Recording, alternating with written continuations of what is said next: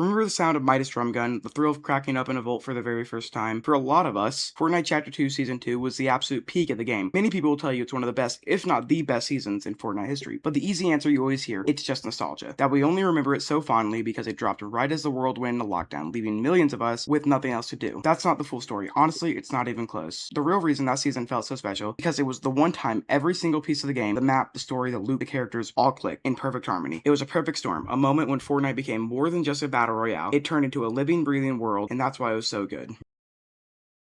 So how did they pull it off? It all started with a theme. After Chapter 2 Season 1, which was the longest season we'd seen up to that point, Season 2 needed to feel like a breath of fresh air, and boy did it deliver. It dropped us right into the middle of a spy thriller, splitting the island between two rival factions, Ghost and Shadow. This wasn't just a fresh coat of paint, it was baked into everything you did. From the jump, you were pulled into the story. The Battle Pass screen was gone, replaced by this big, massive, explorable spy headquarters, and for the first time, the choices you made felt like they actually mattered. As you unlocked the Battle Pass characters, Brutus, Tiantina, Meowscles, Sky, and Agent Peely, you'd make a huge choice for each one. Were you Team Ghost or Team Shadow? That choice permanently changed the skin, locking you into a side for the rest of the season. That one mechanic gave us a sense of identity. That went way beyond just trying to get a victory royale. All of a sudden, every player in the lobby wasn't just an opponent, they were a rival agent. If you picked Ghost Brutus, running into a player rocking the Shadow version created the instant unspoken rivalry. It made every single fight feel personal. The whole season was one giant game of spies, and we were the agents on the front lines. The theme wasn't just decoration, it was woven into the fabric of the game, making our actions feel like they had real weight.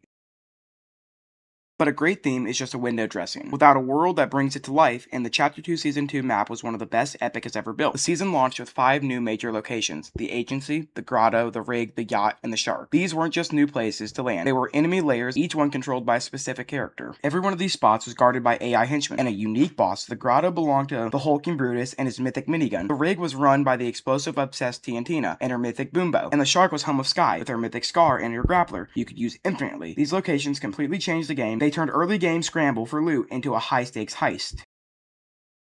Battle Pass itself is widely considered one of the greatest of all time. Every skin was an original character with a real personality and a part to play. We had the adorable but secretly shredded cat, Meowscles, quirky adventurer Sky, and the walking cartoon explosion, Tiantina. They weren't just skins, they were characters you got to know through their hideouts and their mission. This season also gave us Maya, the first ever Battle Pass skin that was deeply customizable, letting you create your own unique agent where every choice was locked in for good. But Midas was the one who tied it all together. His mysterious plans drove the story forward, all building towards the season finale. This focus on original characters created a connection many of the later crossovers have struggled to replicate. Midas wasn't just visiting the Fortnite world, he was the Fortnite world. His story was the game story, and we were all along for the ride. As someone who's been playing since Chapter 1 Season 5, this is easily my favorite season. And if you remember that feeling, and you love breaking down what makes the game truly special, think about subscribing to the channel. We love digging into what makes games great.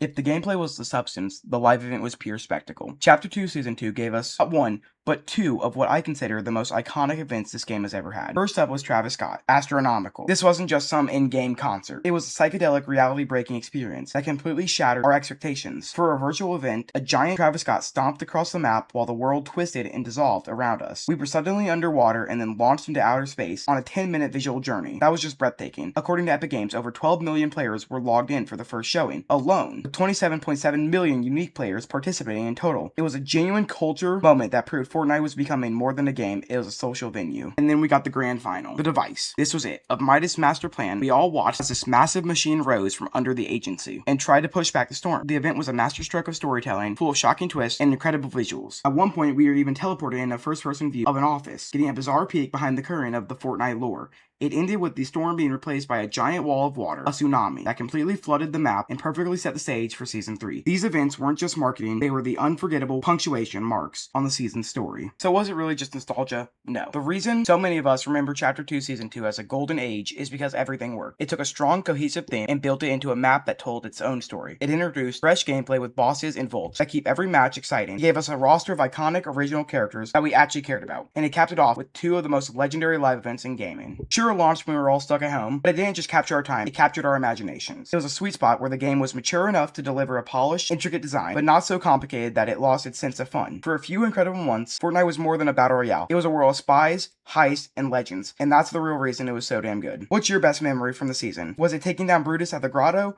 or seeing the Astro Jack event for the first time? Let me know down in the comments below.